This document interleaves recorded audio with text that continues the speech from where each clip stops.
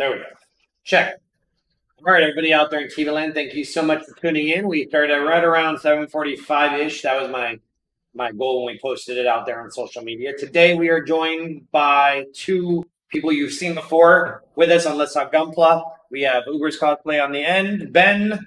And Ben, where can they find you? We always go through this. Best place to find me is on YouTube, Instagram, Facebook, and TikTok now. It's Uber's Cosplay. Go there for videos of my dogs. Social media is also on the bottom of these, the little frame thing we have. But also throw in there TikTok and Twitter as well. And Varun, where can they find you?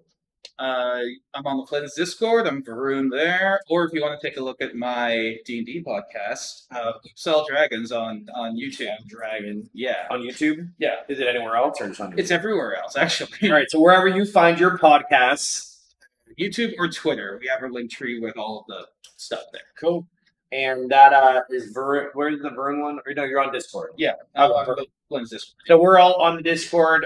Ubers and Varun can easily be found. I'm not on there as often because you guys kind of moderate it appropriately. So I pop in and out. And I may have to check in more. Really, all we do is post memes of Will. All right. But anyway, so we got that going on, guys. A huge shout out to everybody who came out this Saturday for Not at a Comic Cosplay Con. It was a great success. Definitely had an opportunity to use new space. Saw definitely things we have to improve and work on, but all in all, it seemed very positive. We were all indoors for the most part. The Kaminari Ramen, I know they did amazing as well. We had a Gundam build contest. We had 6 entries in total. I believe it was Dylan, Luciana, Varun, Rico, Lucas, and I was not a judge, so I didn't need to know. There was one more. I just forget exactly who it was. But yes, there was one more. That's horrible. Now I'm going to have to remember who it was. You had a lot going on. So I think it's forgiven. Anyways, so Varun wanted to shamelessly show off his kit, so we're going to take some time to look at that one. He did place third. Rico took first, and you saw his diorama. Also on that note, Nate just sent me all the photos from that evening. So once we're done here and I have a moment to get back to my laptop, I'm going to put the Google Drive link out there so everyone can snag their photos and everybody's social media and stuff like that. There are photos of all the entries for the build contest. You guys can take a look at that. Rico took first, diorama, snow scene. Yeah. 2 kits. It was a lot. He didn't use resin. So, but he came in first. I think with Lucas was second and third. Lucas was just on like a diorama, like a little platform, like that rock thing. Yeah, he had a customized. But he did an entirely customized suit. So we had that going on, and then Varun took third. So thank you so much for staying tuned to that, and then thank you to New Type also, because New Type gave us a bunch of gift certificates for those top three winners as well. And we're going to have many more contests in the future, so stay tuned for all those specifics. Ben, you were saying something? Yeah, I got to say, I wasn't able to be there because I had to be out of town that week. But just looking at the entries online, I was really pleasantly surprised by just the level of people went to, because you do like a contest. The first one was just kind of open. Yeah. Just to pretty much anything. This one was more focused because we just wanted to do high grades, kind of like lower the price entry point for some people. But then you have guys going in doing full-on dioramas, multiple kits, and there's probably $30 worth of effect parts in yours here. But I got 20. Zooming in. You guys really, Ben, if you want to lower that camera just a little bit so it kind of like captures the whole thing. You guys really. That's good, yeah. No, Varun did an outstanding job. So, Varun, it's your kit, so why don't you take a moment and speak about it? Sure. So what do you got going on here? So it's a slightly customized RX-78 entry grade. The reason I chose the entry grade is it has great posability, but also it's a very simple kit that has actually very good part separation. And you commented on this when we were doing the judging. Not one part of that is a stick, so that little bit down by the codpiece, the eyes, the head, all of that. Those are all separate parts. I was able to spray paint, airbrush separately.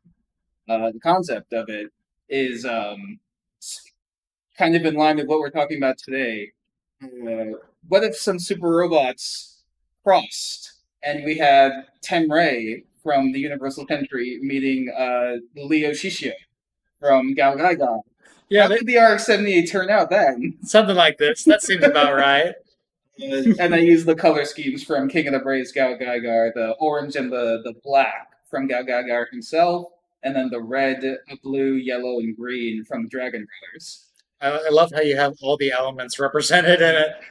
Yeah. Water, fire, lightning, the wind, everything. Yep, that's pretty much it. I had a concept in mind, and then I did instead of just black or gray for the joints, I did gold and silver because that's another thing with the Dragon Brothers. When they combine, they usually have like a gold or silver chest. Yeah. So like throw a little in there. And also every effect, thing I noticed was every effect part that you have in there Mhm. mirrors the color of the appendage, whatever, the leg, the color Yeah, in the appropriate direction. yeah, that was part of it too. Putting it all together and making it make sense. So it's not just a kit. And it was airbrushed. So I mixed the paint. This is my first time using an airbrush. Really? Yeah. Nice. And finished it with some gloss clear coat. Came out very, very Doing nice. the gloss clear coat, was that ran through an airbrush as well, or you just? No, I had a camera. Just around. Yeah. So this is an entry level. So entry level, that's a pretty easy kit to put together. It's about Mhm. 30 minutes or so, and it's very articulated. We won't bend it now, but the legs bend all the way backwards because we've done it on nights here before for like a learn to build night. Yeah. But you did do some modifications. Yes. The parts are not original. Slightly on the arms. The hands are just custom hands from like the Build Fighters line. They literally had a box of hands for different poses. So I just Yeah, used like the those martial arts style hands. Yeah, and then the forearms. Instead of using the shield and the gun, I took the forearms off of one of the mock suits from way back when because they fit perfectly and give it that little chunkier Super Robot Voice look. We had a question come in for you, Steven, for you, Varun, from Stephen Brown. He says it looks like Voltron. Yeah, it also has the Voltron. Yeah, Yeah, that. And then he also asks, are those effects from the 30-minute missions? Yes. Yeah, from here at Flynn's. So that's why it wasn't $30, like $20. Yeah, Nice little ad to throw in there. But yes, they were $5 or something at the $5 each for a set at the front desk. And they really add like something extra. Yeah, that's why I have a lot of them come with a lot of these arms and everything to pose them up, and they're pretty good if you want to still do diorama stuff because they have other effects that I'm not using here, which is like some of them you can put on the blade of a sword and then put an effect on something that's cutting, so it looks like it's cutting that thing in half. Really. So it can make stuff look really dynamic that way too. Yeah. And what was some experience using the airbrush for the first time? What for someone who's looking to use an airbrush for the first time, since you just went through it? Yeah. What are some points that they should pay attention to? Number one, don't forget to prime properly, because if you just start spraying onto just plastic like it is, the paint is not going to stick. Secondly, sand down or wash the kit in soap, because especially Bandai kits come with some sort of injection chemical. It's a mold release agent. Yeah, Helps them come out of the runners faster. yeah, but it makes it reject paint if it's just left on there, and it comes out the box. Mm-hmm. Yeah, so if you're going to paint something, sand it down decently. You don't have to sand it down too much, but enough so it can accept some paint, or wash off all the parts with some soap and water. I've seen people do that as well. Mm-hmm. And then from there, go easy. Don't try to get all the paint on at once. Go Many light coats. many light coats. Work with whatever setup you've got, whatever compressor, whatever airbrush you have, and test it. See what the lowest pressure looks like, and just When I use go mine, low. I'm usually only doing about 12 pounds worth of pressure. Mm-hmm. And then just speaking for me, beyond the technical stuff, think about what you want to do, because once you start painting these parts, you don't want to go back. Otherwise, you're either going to strip off a lot of the paint, or if you don't just paint it properly and seal it properly with the coat, it'll start coming off if you try to pose it as it's painted. So like a lot of the joints, the paint will start coming off there. Yeah, and just decide what kind of aesthetic you're going for. I went for more super robot-y look, so that's why I went glossy. But if you want more real robot, use a matte finish. Yeah.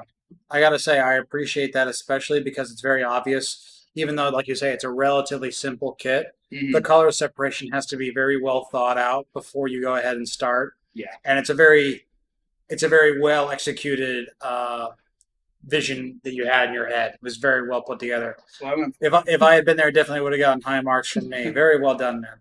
No, it was definitely a close between the top ones because they pushed that limit. It was hard when I judged it the first time. I did not envy the judges the second time around because it looked much more difficult. There was. So bravo to everybody who competed because you guys are really knocking it out of the park. And I really appreciate just seeing people come out and even with like relatively short notice and stuff like that, being able to pull out some really impressive stuff. I think Rico overall, I think it took about a week and a half with everything. I think this I put together in a week. I was aiming to do a bigger thing, but time just didn't allow. And also with the contest, a lot of times it came down to like even if you have something that may not be at this level, the attempts still getting out there. I had met, I believe her name was Luciana, and I had met her at Sunrise. And she was really into the Gundam stuff. And then she found about this, and then she came. I forget which one was hers, but it was pretty much a straight build, with panel lining, and she only got into this around Sunrise. That was less. Oh no, she was already into Gundam before, but the fact that people of that, it doesn't have to be at this level to get fun out of it, to improve. No, that's how you grow. That's how you improve. And that's why too we wanted to limit this contest to high grades, and we're going to do other contests in the future, like with other kind of targeted areas. Like maybe we'll do like an SD. We could even do a contest that's just for like best straight builds, stuff like that. That'd be awesome. But we're always trying to do more, get better, get more and better sponsors, and do more for you guys. Like this time around, you guys had trophies and everything made, which was really, really cool. Yes, I have the heads, so we've got to finish the heads up. It gives me time to finish them. But yes, every time we're trying to make it a little bit better, push the limit on that. Because the thing is with like contests, I see a lot of times with contests that they are all about, like there are a lot of online, so it's online submissions. It's something totally different to have to come in, put your kit on display for the world to see and criticize, and take that. Yeah, and then you had a lot of people coming in here working on their stuff on like the build nights. Yeah, and it's kind of like psyching out the competition and stuff like that too. People are working. Yeah. I came in here the Thursday before my trip. And, people were working on their entries, and I was like, "Oh man, I do not envy the judges because this is going to be tough."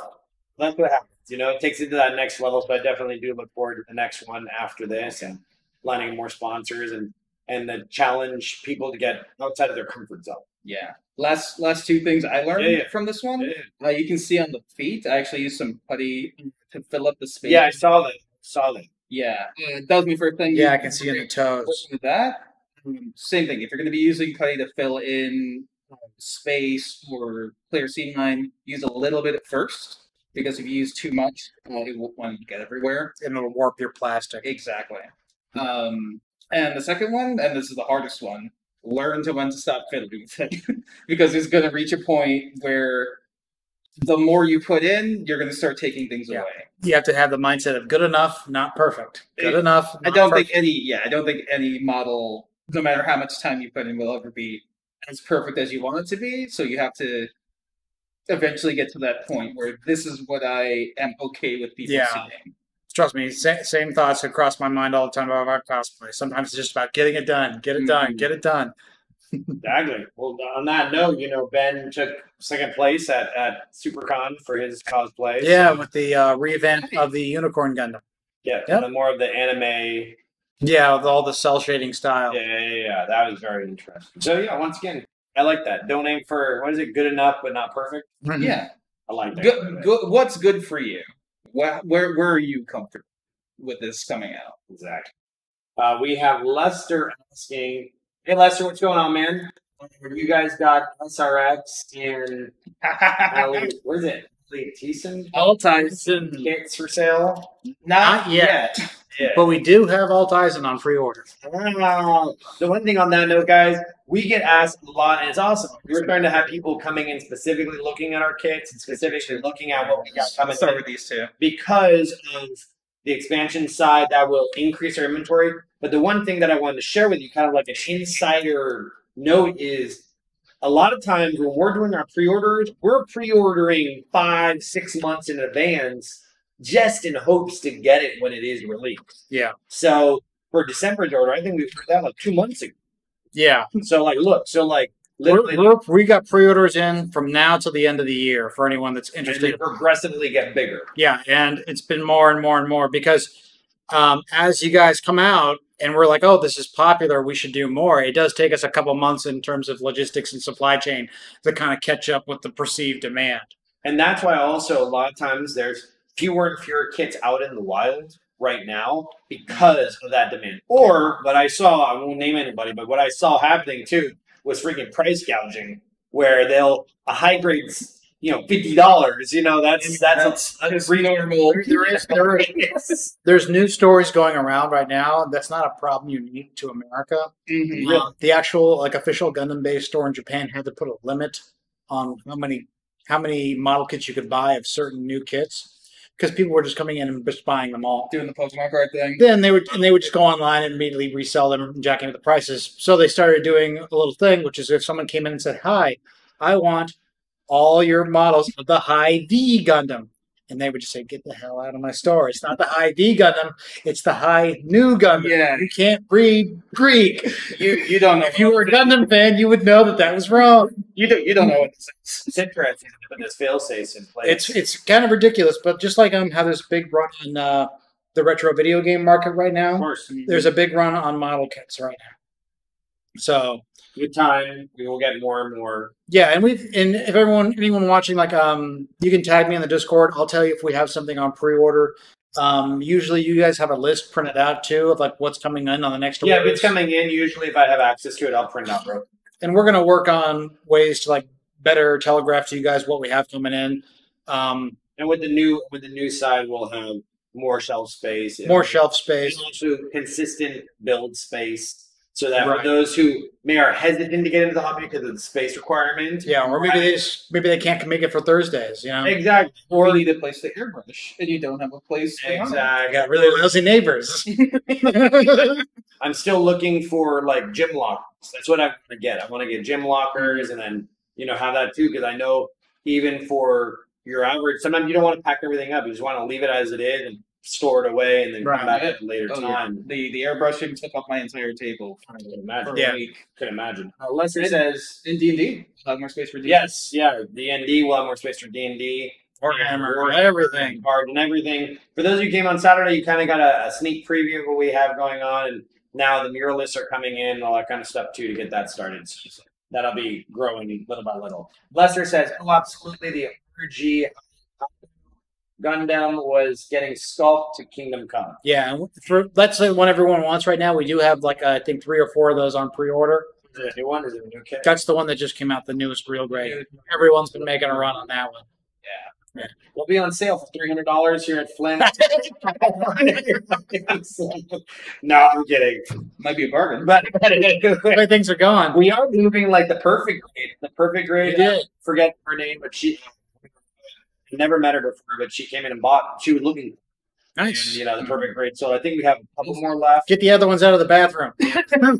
Nothing's no longer in there anymore. Temporary storage space. I saw one girl buy the real great unit 0 Ava with the positron cannon. I'm like, that's Nice. just been there forever. And I, walk away, come back. Oh, it's sold. Exactly. Rule with Gundam: you see it and you like it, buy it. Yeah, they don't last. They will not come back. It's a good investment. But anyways, all right. So for tonight, we're going to be talking about what, gentlemen? Super Robot Wars. We talked about it, me and Varun, briefly in the past.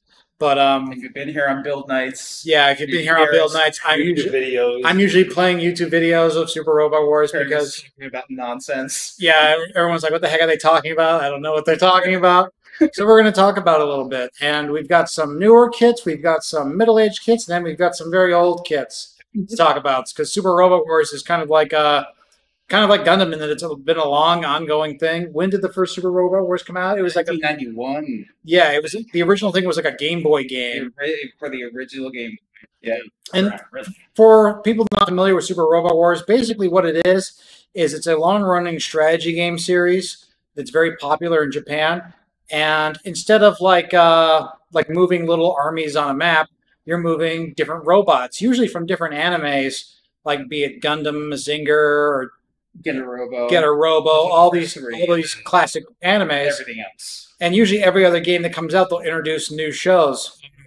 And now the series has been going on for, I think they just had their 30th anniversary. Literally 30 years this year. Right. And why don't we just go over to the YouTube video so you can show people that aren't familiar with maybe a little preview of what it looks like. Have this, switching to desktop, bam, and we have switch here, and here you go. Yeah. A little I want to trailer. explain what they've seen because the audio is not. Yeah. So Super Robot Wars is not like an action game. It's like a strategy game. You're moving units on a tile battlefield. Yeah. And they engage one another in combat. And what it's really known for, especially lately, are these super detailed, well-animated attack animations that you see like here. Combat Levy from the 70s, which looks, if you're not interested in 70s animation, looks like garbage. But here, looks like crap. He looks great. Yeah. For a guy in his 50s, he's looking good. And then, they'll be putting an old series like that. This newer one, Mazinger Z Infinity, which is only a few years old. And you see like all the if we had any of the kits, you see all the details on the new Mazinger.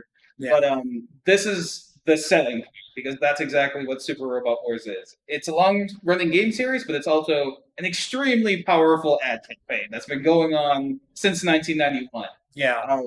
Do you like robots, or are you kind of interested in other robot series but haven't seen them before? Well, guess what? This game throws them all together, and in some cases, it's absolutely a cash grab.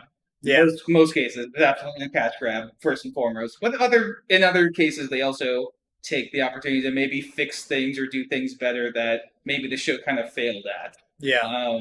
So this is the animation. I'm watching that in the game. Yeah. This is in the game. Yes. This is gameplay. Yeah. Yes. Yeah. Really? Yes. If you were familiar with like Final Fantasy, like when you do a summon, like there's usually like a really grandiose animation, and then you see what the attack did. That's basically how all the attacks work in Super Robot Wars.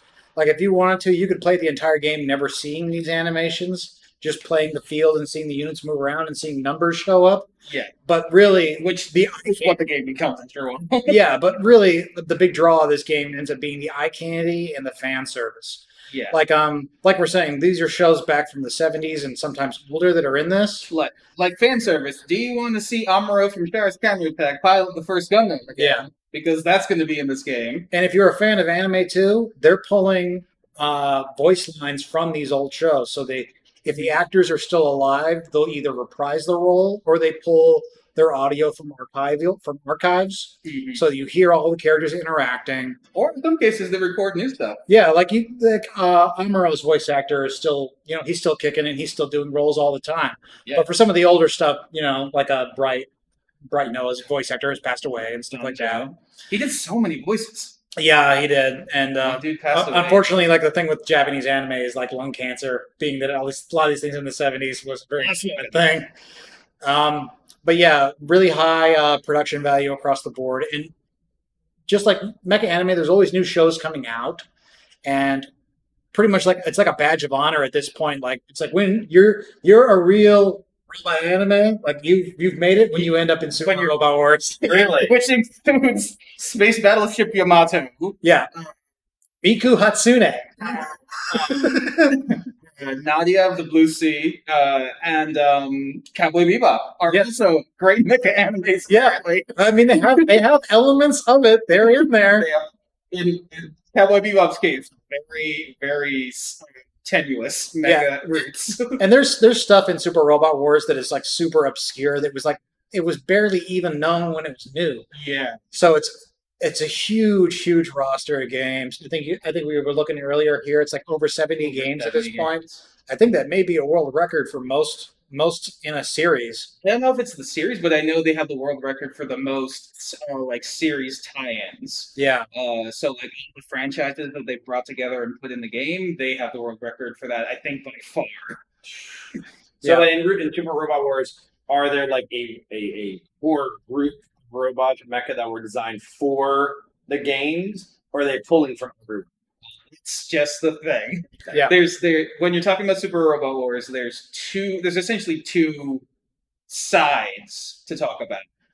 One is what we call normal Super Robot Wars game, which is what you're seeing now, where it's going to be Gundam and Mazinger and all these other things, which are actual shows or manga or even video games thrown all together. Or in this case, another model line for the Mazinger Kaiser Infinitism version. Yeah. It's not even a show, it's just a toy. It's just but based on the Mazinger Kaiser.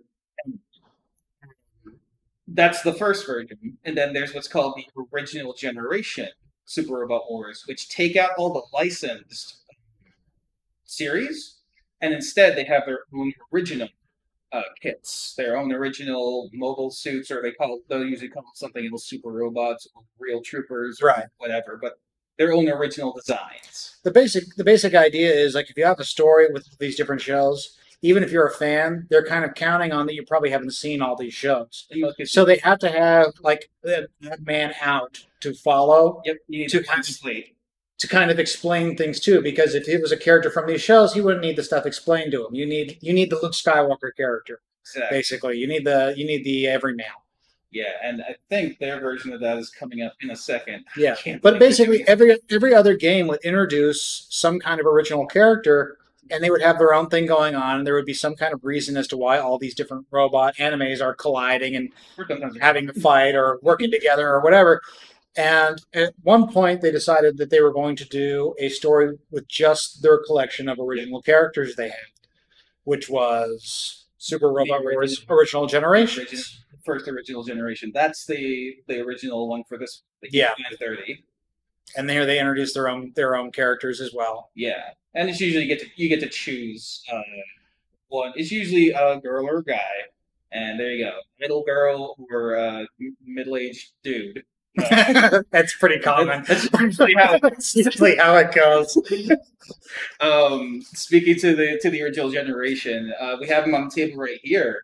The Cybuster was the very first original mecha created for Super Robot Wars, where it didn't come from any other series. It was basically a ripoff of the Dunline. We talked about the Cybuster on last month's episode. Yeah. But then we have a couple other ones here on the turntable. You got my boys, the 1/144th scale R1, and technically no scale SRX. For those who have played the game or seen animation of the SRX, it's the combination of the R1 with its brother and sister unit to create one literally giant super robot. Yeah, so you can kind of see like this one, he's got these wing pods. The wing pods are here on this guy. Yeah. You can see how much smaller they are. Not to scale. You can actually see his legs folded up there on the back, too. Yeah, he makes up pretty much the head. The other two make up the torso and legs. Yeah. So if it was to scale, it would be as big as bigger than the thing that we're going to show a little later, Nightingale. Oh, yeah. It would be Neo Zeon size. It would be almost a achievement. Yeah, but in the context of Super Robot Wars, at one point, it's like they take all these characters and they just kind of treat it as if they were all in their own universe. Okay. So all of these characters from all these different games with tons of different kinds of robots are all existing in the same universe. Mm-hmm. These guys are based on a technology called Tronium, which is basically a big asteroid crashes into the Earth at one point, which has basically a rare element inside of it called tronium, which they can use to make a really powerful reactor for the power. Basically, it's basically sort of. Yeah, it's basically they had so much extra. Basically, super space metal, and that's what they use to make these giant robots. Now, Earth has its own giant robots, but the stuff made with tronium is on a whole nother level. Yeah, but it's so rare that they can only make literally 3 of them. Yeah, and that's these guys. Yeah. But just like going into the original generation storyline itself, there's a lot, and we'll go into a little bit of it here, but it includes Ryusei, the pilot of the R1, and his team created the Man, super Ryusei. yeah, to fight their teacher turned evil.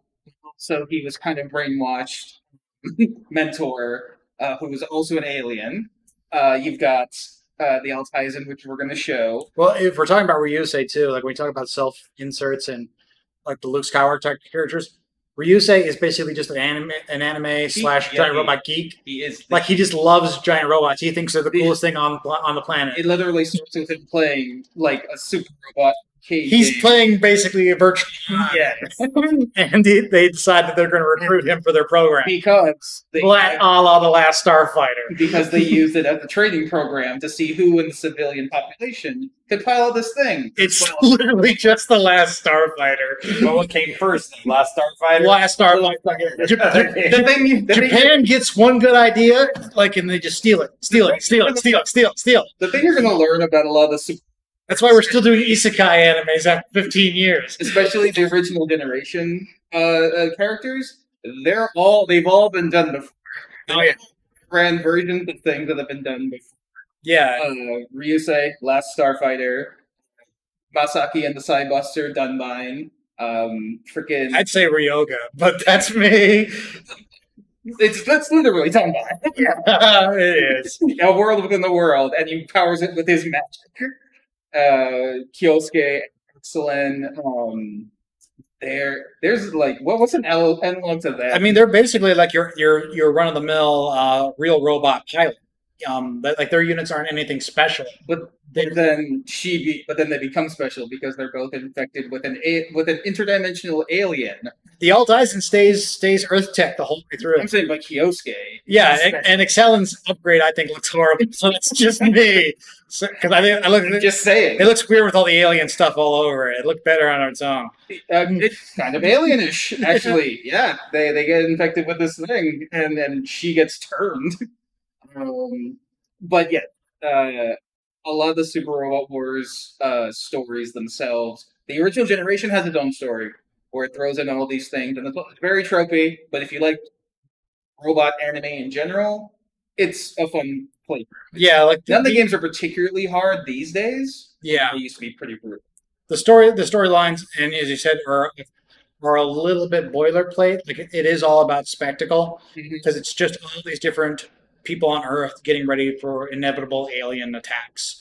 And if you play through the OG games, like how many wars have they had in like a 5-year period? I mean, yeah, like the first game is like 10. The Divine Wars, and like the Divine Wars is over like after like the third into like the third act. I think it's technically 6 months, and then they have 6 months to fight aliens, and they have a little bit of peace, and then they fight the Neo Divine Warlord. Yeah, they finally fight the Einst, and then you never got that far in the OG games, but they fight the Shura War. Well, then there's the OVA, which was 4 episodes and also was terrible. They throw that into the games. Those are in the games. Yeah. Okay, I'm out of date. They do that. They do that. They have Rebellion. They have the Shura War, which is basically G Gundam. They use kung fu to move their robots. And they have they go into a lot of Masokichi stuff, lower the elementals, where they go into the inner Earth and have another war there. They really get into the lore part of the Super Universe. Yeah, but it's a long ongoing thing. It's a long ongoing series, and for the longest time too, the only way to really enjoy Super Robot Wars was to either read like a translation guide or to play like a fan cracked game. Yeah. The whole thing now with the Bandai Namco merger and all the Japanese games having the East Asian releases as well, because English is a primary language in areas like the Philippines and stuff like that. All this stuff comes out with English subtitles in it. We see Lester made a comment while there. Said the first Super Robot game was a black and white Game Boy. Yep. There's one coming out in October, coming out in English. Pre-order is open on Steam and PS. Yeah, and in the past, it was always like basically like licensing hell to try and get this stuff localized, because it was like, when anime gets brought over to America, it doesn't most of the time it doesn't belong to the company that made it in Japan. It belongs to a company out here that licenses it for distribution, and those are usually time sensitive. Like they're only for a couple years. You know what I mean? And when Mecha Anime comes out over there, it's like it's all a marketing ploy to get stuff like the toys and everything else. So people want to show up in the game. A lot of the folks who show up in these games, they just have DVDs or Blu-rays coming out right when the game comes out. Exactly. It's like, but in America, you don't have that built-in audience. So Super Robot Wars was always kind of in a quasi area. No one, it was always just assumed they would never get official releases. Until this year. Original generations, the Game Boy games, because those don't have any licensed characters, those ones came out in English because there was nobody owned the licenses for these original characters. Except Bandai themselves. Bandai owned them all, so if they decided they wanted to release it, they could release it, and they don't have to worry about stepping on Bandai's toes because of Gundam or Toei's for Mazinger and all those other ones. But it's much more difficult. But now it's much easier because now you can just buy the East Asian version of the game and it's got English subtitles in it. As of a few years ago, I think it was 2019. These ones I have here: Super Robot Wars V, Super Robot Wars X, Super Robot Wars T. Those came out, and yeah, they are the exact game you would get in Japan, except in English. But now, like I said in the chat, the trailer we were showing you, Super Robot Wars 30, this is the first non-original generation, first licensed Super Robot Wars game that's being released in America because it's on Steam. You can actually get it through your US Steam account. You don't have to use VPN or anything. You can pay it immediately. And when they did that, it was the highest selling Super Wars game ever. Like, immediately. Yeah, because suddenly every region could get their mitts on it. I think they were using this as a kind of a testing ground to see what the appetite in the non-Japanese areas were for these games. And this game, though, is not it's an RPG. Yeah, it's not like an action game. So how does it move? Like, how does the game move? It follows a story? Yeah. It's following a story, and in terms of gameplay, it's literally like you're recruiting units. You build up your squad, and you have stats and skills, just like RPG characters like Final Fantasy. Mm-hmm. But when there's combat, you get a map, and you're looking down at the map, and you have little squares with your units on it. And you move them around like pieces on a chessboard. And every unit, like say like something like this guy might be close range, so he can't attack unless he's very close. But he also might be really tough, so you might want to put him up front where he could take the hits. Whereas some of these guys might be less glass cannon. They might have a lot of damage, but they might have very little armor, and you might want to put them in the bench. Okay. And basically, the enemy team takes a turn, you take a turn, and it's all about position, kind of like the XCOM games I had mentioned in the past. XCOM actually has a lot in common with Super Robot. And then there's things like the Sidebuster, which have hurry attacks, where you can fly him into the middle of the enemy, and he's essentially a bomb that'll just he won't hurt himself or any friends. He'll just wipe out all the enemies. Yeah, and just like in anime, there's robots that fire missiles, have attacks with swords. There are ones that are gigantic. There are ones that are somewhat small, and they all just behave differently, and they all have different kinds of stats. And the pilots all have their own characters, and they all interact. And usually, too, there's branching stories. Like at some points, kind of like the dating sim games, you'll come to a point where it's like you have to make a choice. Are you going to go are you going to go do the fight? Usually, the first choice is: are you going to the moon? Or are you going on Earth to fight these guys, or are you going to the moon to fight these guys? Take your pick. And depending on which side you go, the teams have split up. Like maybe some of the units you really like go this way, but maybe some of the characters you really like went this way. You kind of have to pick which one you want to go to, and that can affect the story. And usually they'll meet back up at some point, but now you've got some side that's really built up and one side that's like a little weak, so you have to kind of mix your units together again to bring them all up. And so it's very much a strategy game. It's not like an action. You're not in there piloting the robot itself. There are games like that with Super Robot Wars tie-ins. Like the one I like to play a lot is Ace, which another century episode, which is made by the guys that do Dark Souls. It's From Software, but that's like a more action-oriented game. Like you're piloting the different robots and you're just controlling that one unit. And you're just in that 3D space. More of an arcade. Those are less common though. The vast majority of the games are strategy style games. The part where it rewards your fandom is when those splits happen, or when certain story beats happen that the anime, you can prevent certain things from happening. So like really early games, like in Zeta Gundam, Emma dies. Yeah. Spoiler for like a 40-year-old anime. Yeah. Emma from Zeta Gundam. But if you take out the person who's going to kill her before they get a chance, then she doesn't die, and you keep her on your roster. And maybe she gets a hidden unit by the end of the story. I see what you're saying. Yeah. So they kind of give you a reward for knowing. And then Yeah. and then there's interesting mashups too. Like in some of the games, like you'll have like the characters from Shin Getter meet up with the characters from Evangelion. Yeah. And the characters from Shin Getter are like notoriously shot blooded and there's let's go fight. And They're the character- kind of crazy. Yeah, and the characters from Evangelion, in the vast majority, are like, they're mental cases. They need help. They should be in therapy. With emotional problems. Should be powering super And, robots. and the characters are actually working together. Like, hey, like they actually work through some of their emotional problems by dealing with these other casts. You haven't seen like bonding until you've seen Kamina and Lelouch like come together on a plan to take down the baddies. Yeah. So there's a lot of fan service in there, just in terms of the characters as well. There's fan service like with the robots. Like I always love in Z too, where you have Dan Kuga and Dan Kuga Nova. Yeah. They're same universe more or less, but almost nothing to do with one another. But it's basically like the future version of that robot, but the cast is different.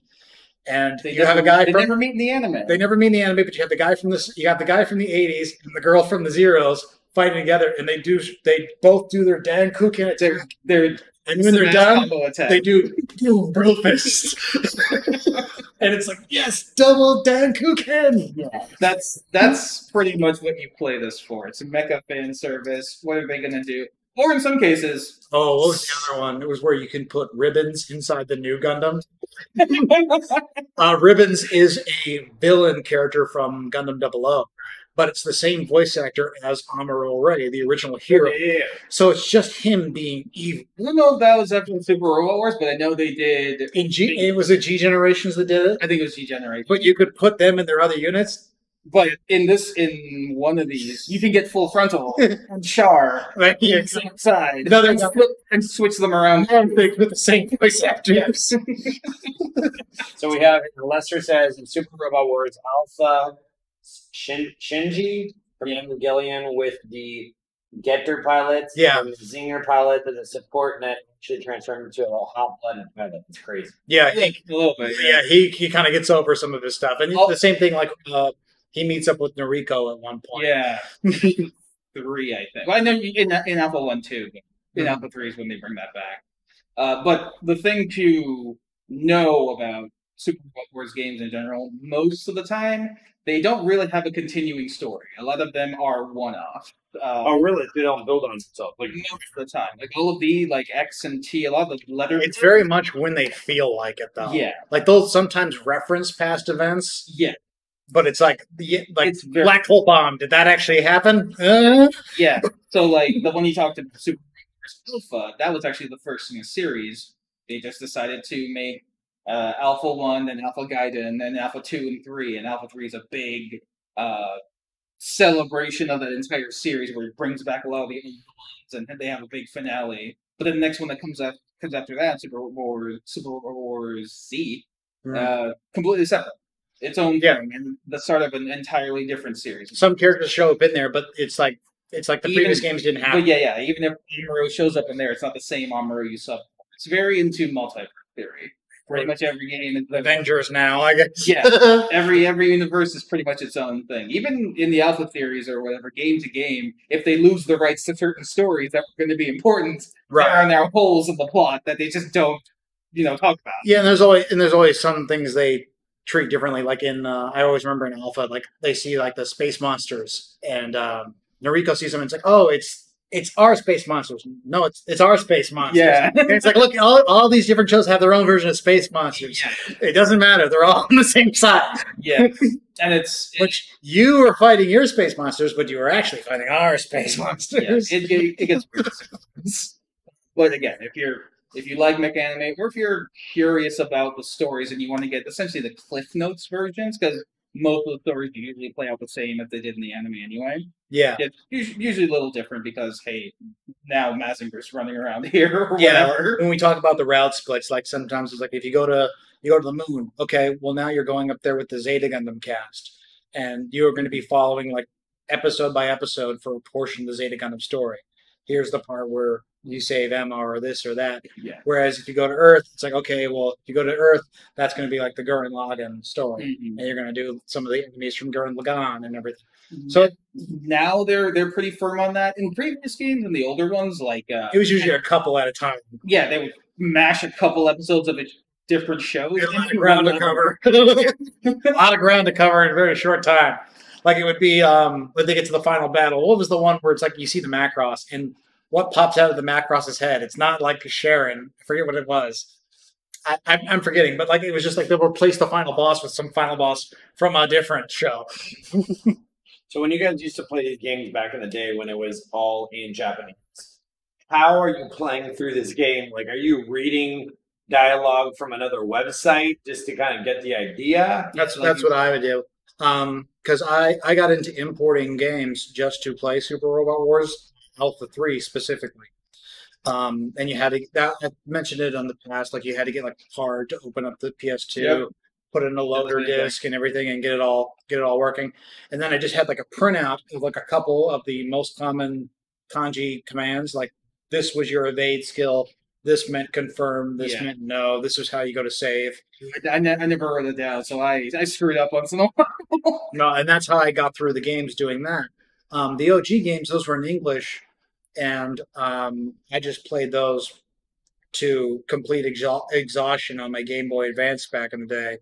I played them front to back probably a dozen times. I loved those games. Once you play one of these in English, it's weird to go back to the Japanese games. I know. I haven't played the new ones. I would probably have trouble getting into it just because of that, because I'm so used to the old way. You won't. Like after 5 minutes, you're gonna be like, why hasn't it always been like this? And like other than that, the ones I played a lot of the Ace games. I played the Z series, which came out on mostly PSP, and then there was the Z one on PS2. Now they're PS2, PSP, and then PS3. Yeah, I played pretty much all the PSP ones end to back as well. But yeah, We have really. some comments coming in also.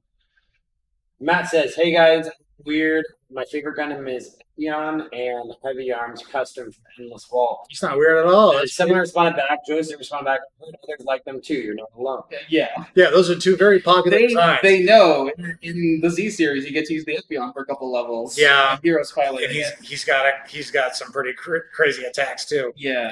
And Lester says the only character where multiple Super Robot Wars games is the G character Gilliam Jaeger. Gilliam Jaeger. and he is the same person in every Super Robot Yes, crossover game. damn it, he's right. No, he's not. Is he not? In some of the mangas and some of the animes, Lester, you gotta confirm that. Confirm it.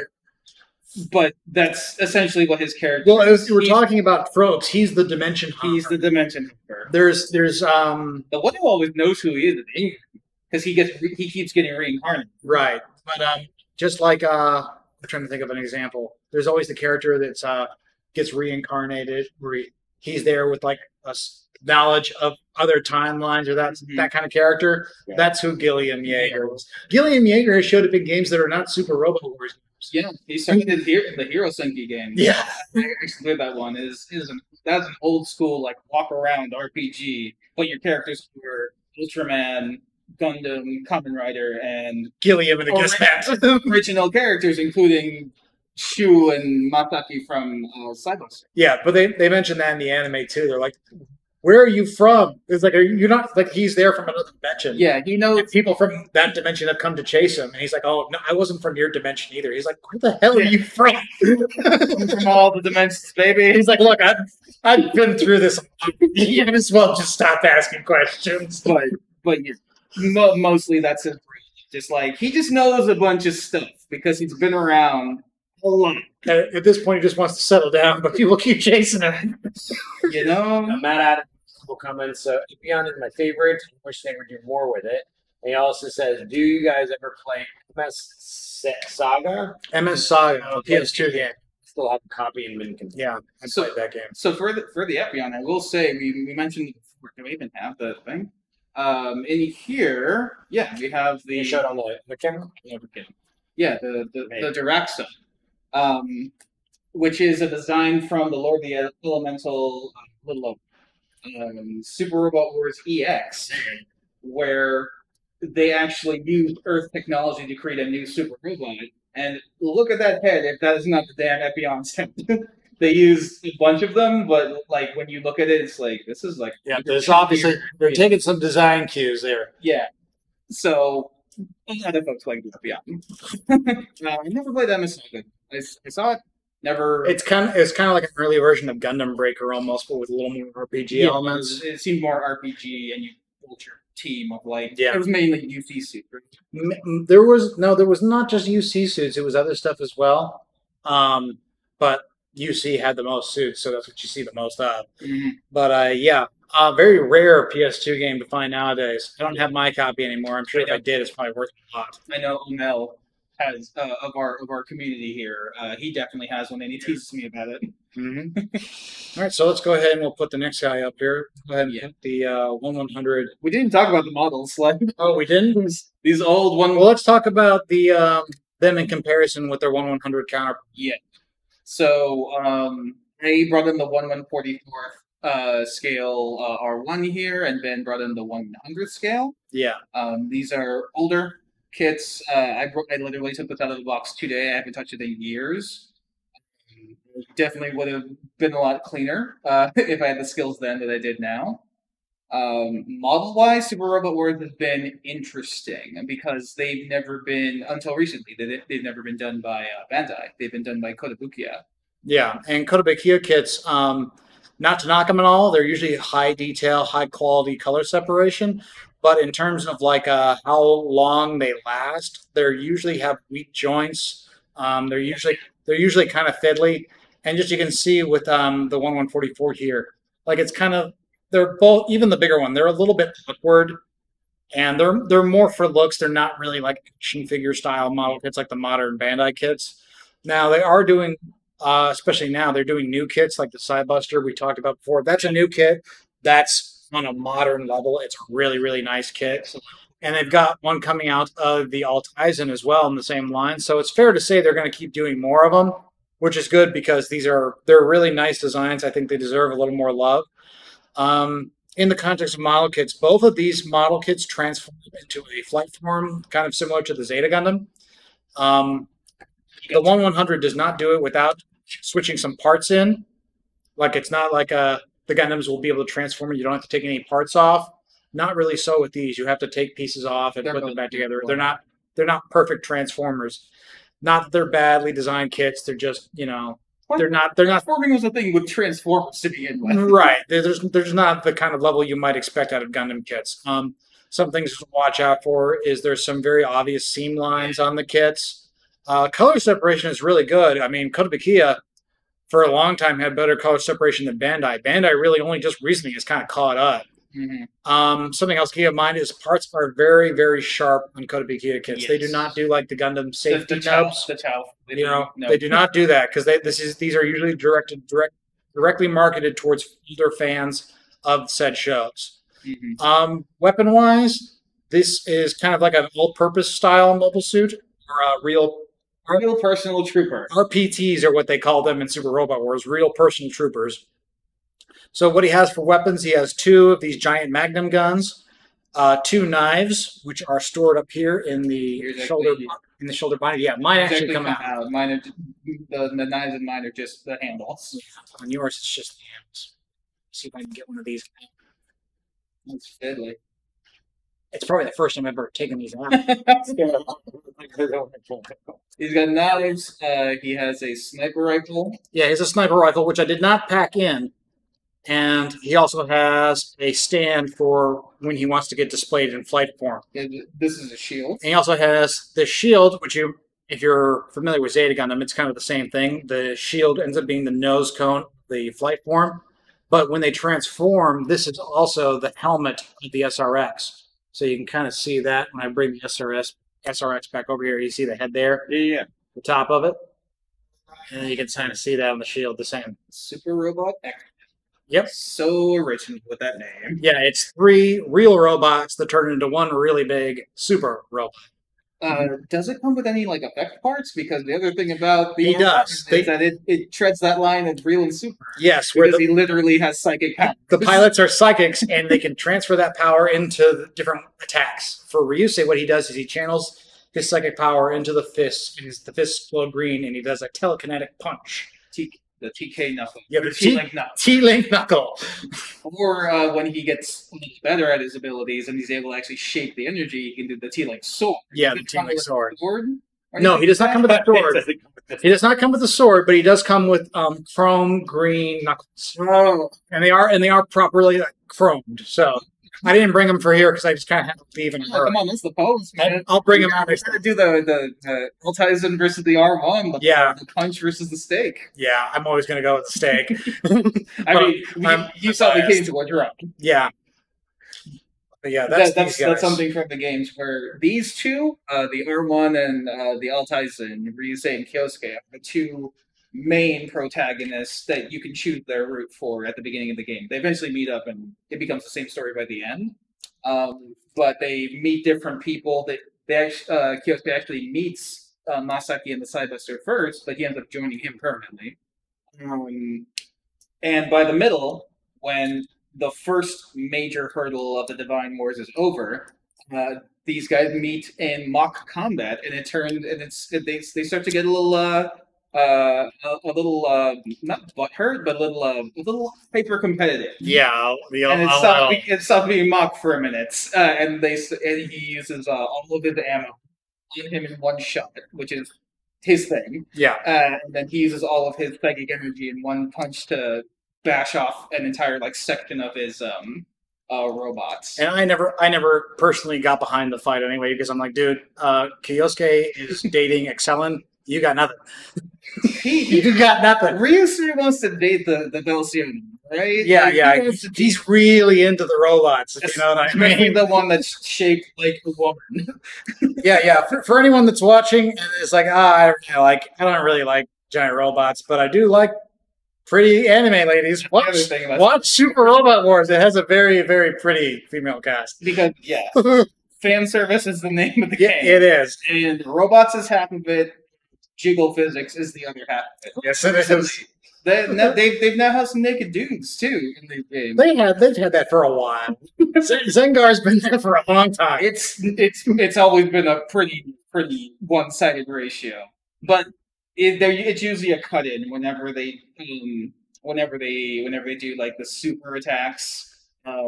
When there's like You'll female see it. pilots, there'll be see some it. jiggle physics sometimes. When it's the male pilots. Like Ing, who's the pilot of the XX Bind. Why does he have his shirt off? He's in the robot. Why is his shirt off? No, not Actually, there with his clothes. His clothes just burn off. Doing super psychic. He's there with It's like the girls, at least they stay clothed. It just, it wasn't a lot to start with. And that's one thing if you're getting into it. Yes, it's cheesy. It's never explicit, but it's anime. It's an anime way of like. It's all in good fun. Yeah. It's like, no, it's like I've been watching anime for so long, it's like fan service doesn't even faze me. Yeah. It's like if I watch a show for fan service, it has to be insane levels of fan service to even register anything on the scale. Yeah, and Super Robot Wars never gets. I'm the guy watching Strike, which is for the story. Let's get it together. I'm the guy who plays games for the robots. Look, they had the mouse in this one. It's like, dude, what the hell are you see all these girls on the screen? What the hell are you talking about? Or if they throw Promare in here, where they got some male fan service. Right. They got some dudes. Yeah. Shirtless dudes. Yeah, Trigger's never been one to play too much on one side when it comes to the fan service. There's always other stuff.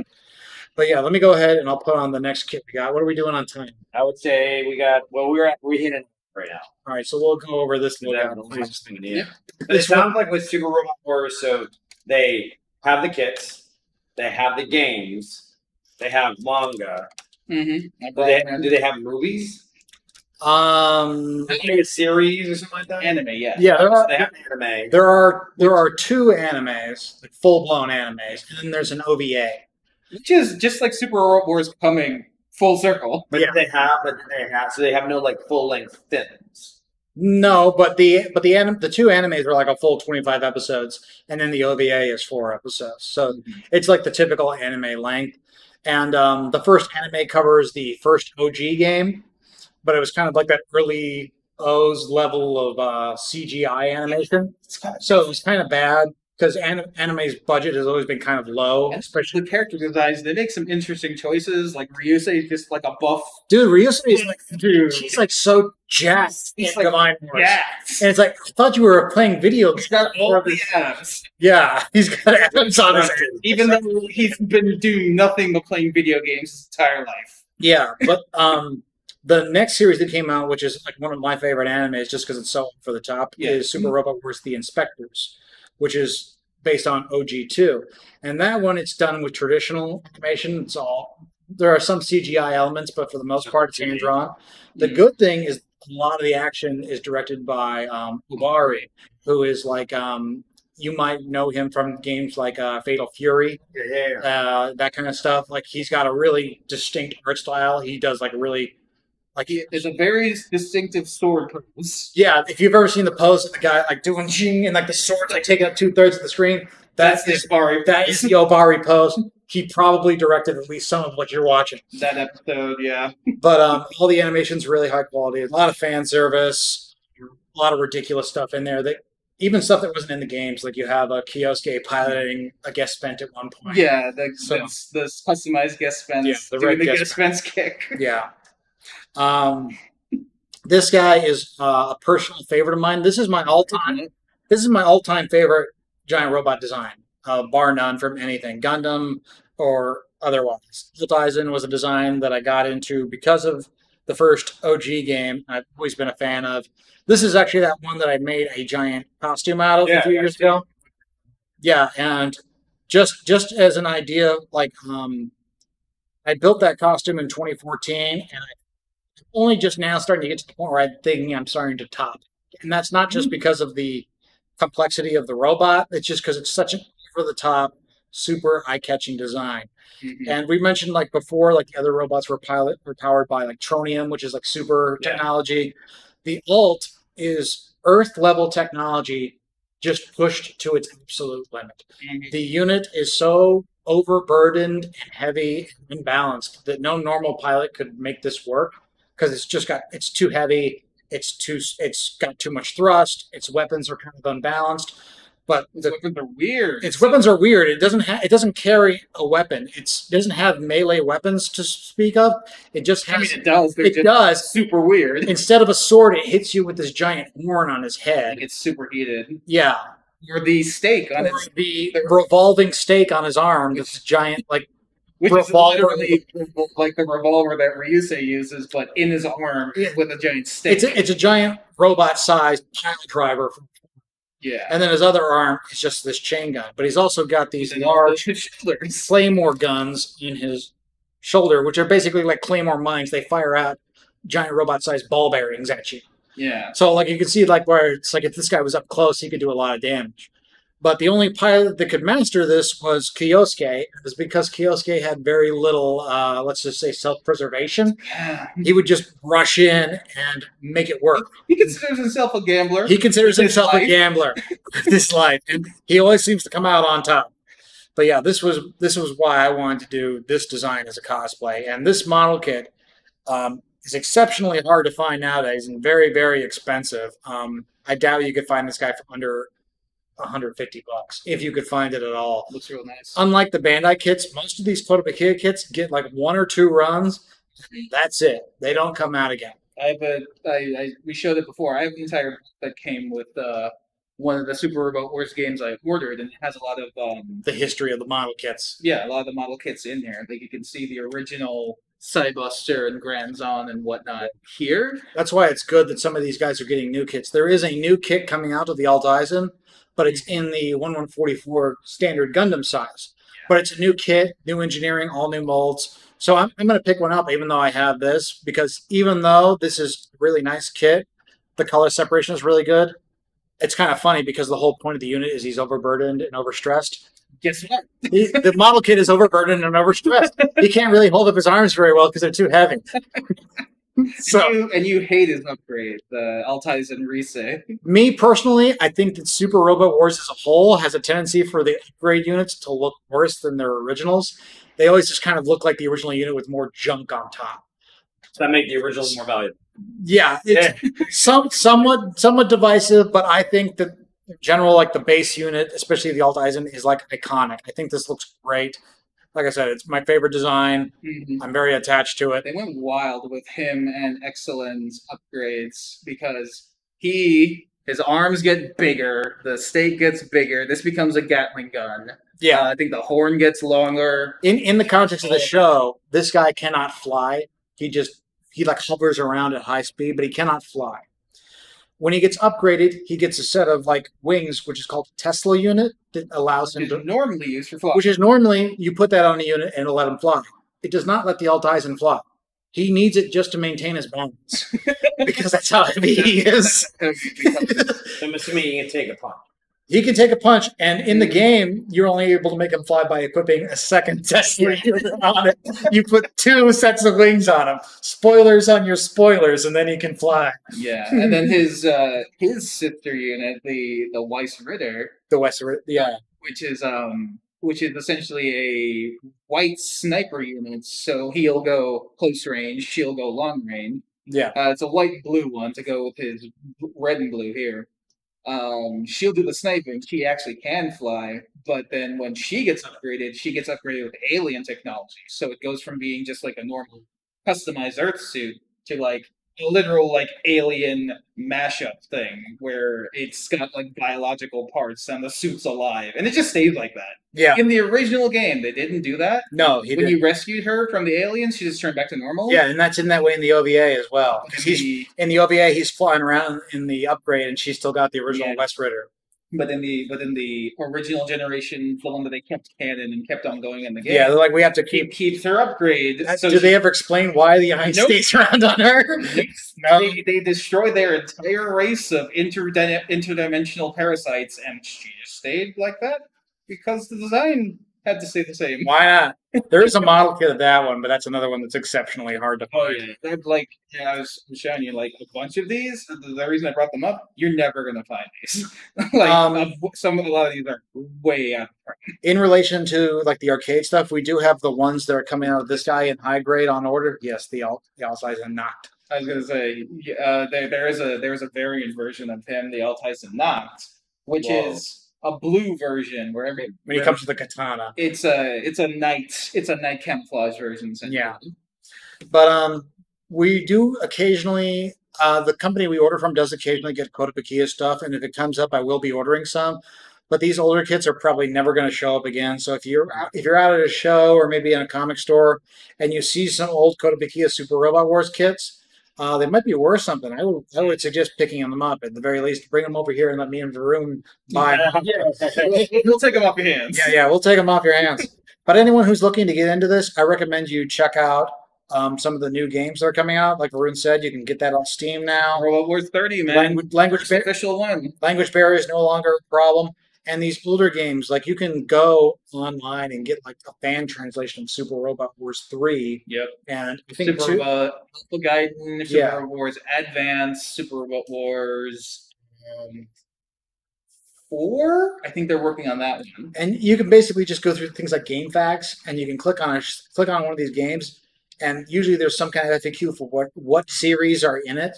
So if you just like, say, you just like Mazinger animes, and you just want to play a game with Mazinger in it, you could go through these and just find the ones that has those in it. Because I'm big into mecha anime. There's a lot of stuff I still haven't seen. There's a lot of stuff I'll never get the chance to see just for lack of time. Yeah. So usually when I play these games, it's like there's a couple units I'm familiar with, or that I've seen their shows, and then there's a lot of stuff that I've never seen. Might Game. I've never seen Might Might Game. Game- I never will. I will admit the only Brave series I have seen is Galgagar. Exactly.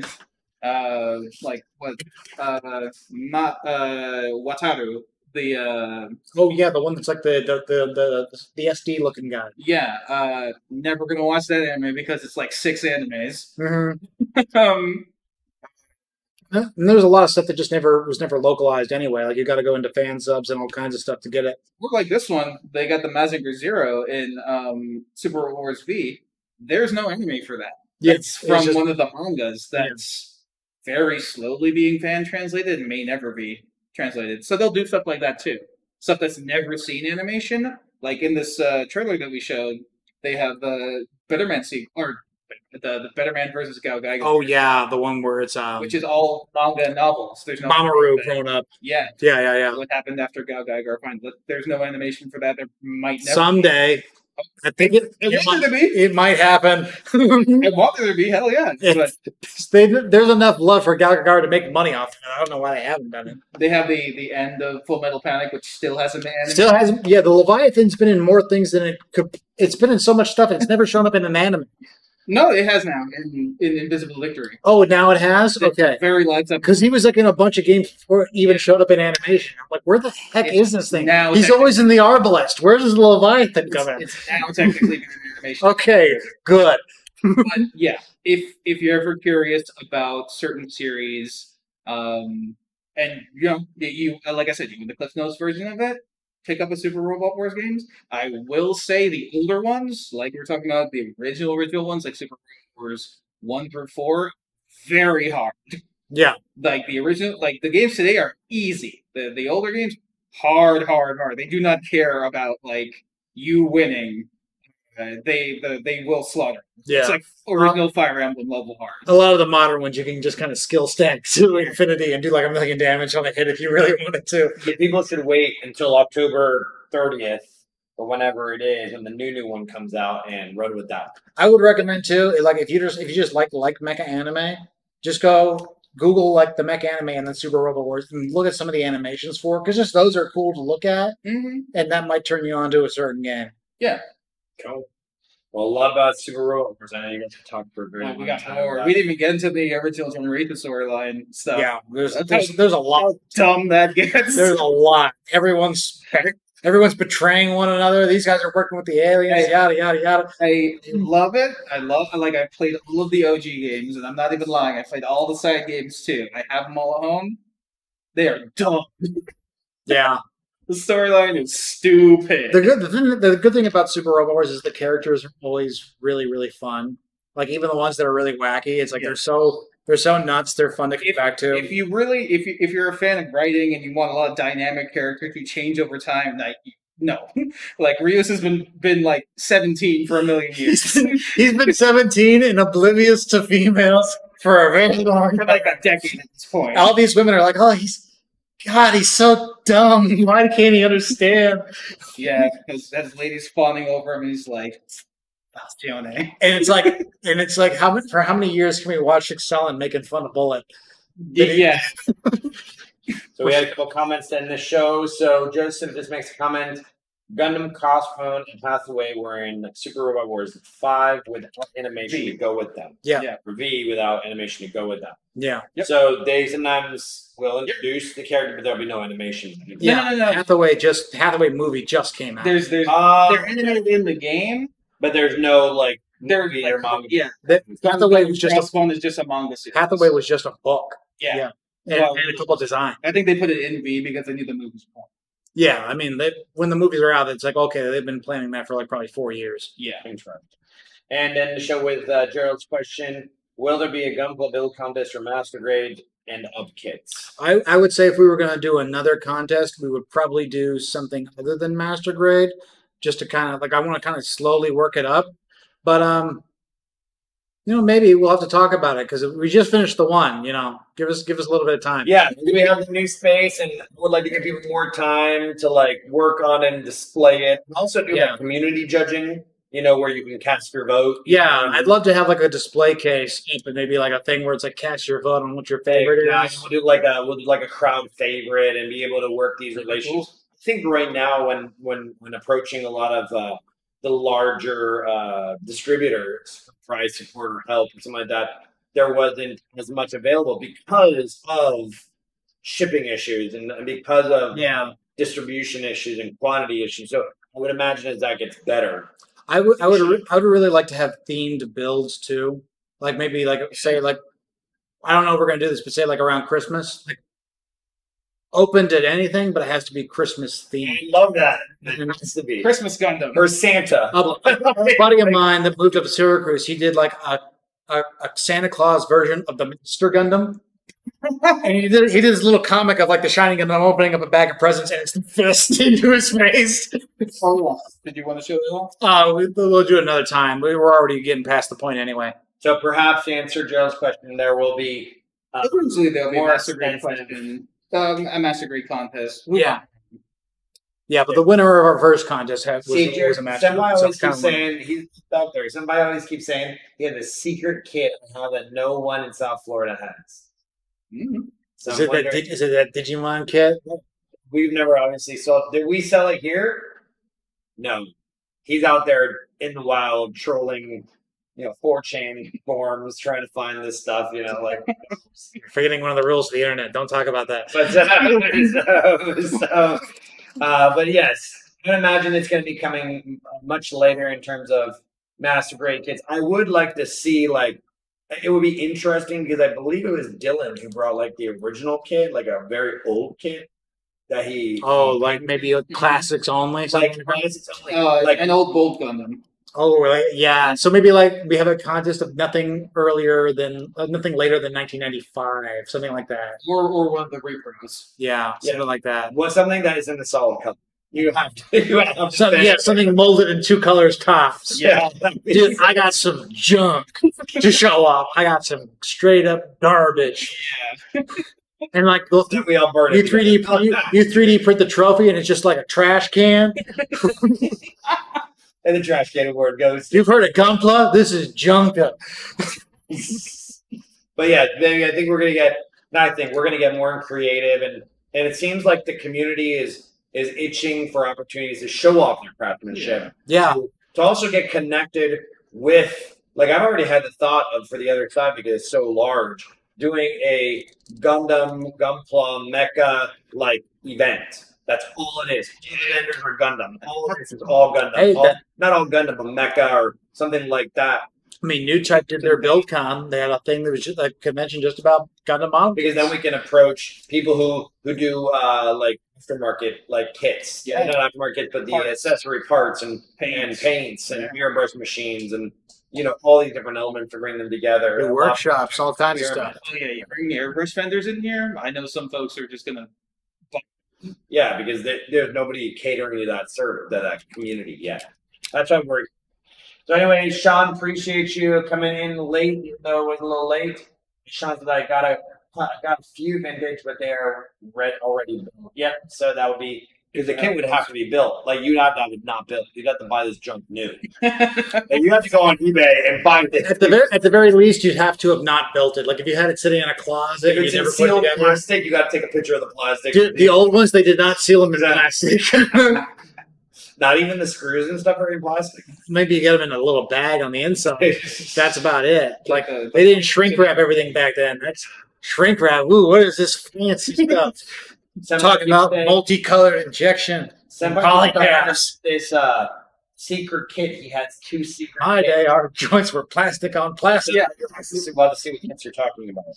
I'm interested to see what you actually. Just technically what this is. That's still plastic and plastic. All right, well, that's plastic on plastic, but it's nice. I'm talking like a ball in a socket, and that's it. I'm talking like a gun. I'm like just that, and it's like that's all it can do. Oh, it's an action figure. What's he do? This.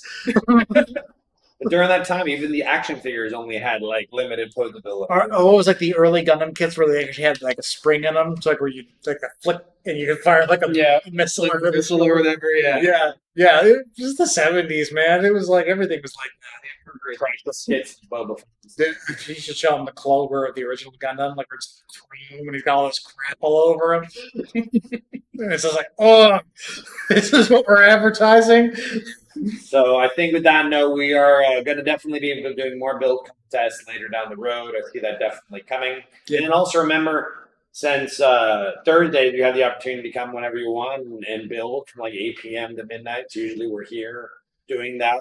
Most likely, we will be using that other side to do it, just because we have the space now and we'll kind of toying around with that idea. So hopefully this Thursday, but if not, then the next Thursday once I get the logistics done for that time period. Come in and see my new dogs. I'm going to see the new dog, new additions to the Flint's family, the 4-legged additions. So yeah, we got all that stuff going on, guys. I really appreciate you tuning in. If you're just tuning in, be sure to join our Discord. There's a Gundam channel there. Hit up Ben with any questions if you're looking for something specific to order. Varun, has a plethora. He's pulling out more. I brought 3 games. This is Have at least 20 in. Yeah, we should try and stream some Super Robot Wars games someday. that would be Oh, very yeah. interesting. Be able to go through the story with them on stream. Let's I have methods. Let's do Super Robot Wars Advanced. That one has choices that actually matter. So maybe some streams are in the future. But once again, guys, we appreciate you tuning in. If you want to talk to any of us, you can find us on the Discord. You can find it on Instagram and TikTok and Twitter and all that good stuff. Ben and ours information is below. Once again, thank you so much for joining us on Saturday, and we'll be making our next announcement of what we'll be doing for Halloween. So, anyways, guys, thanks so much for spending over an hour with us. Enjoyed it. Catch you guys later. Take care. All right, later, guys.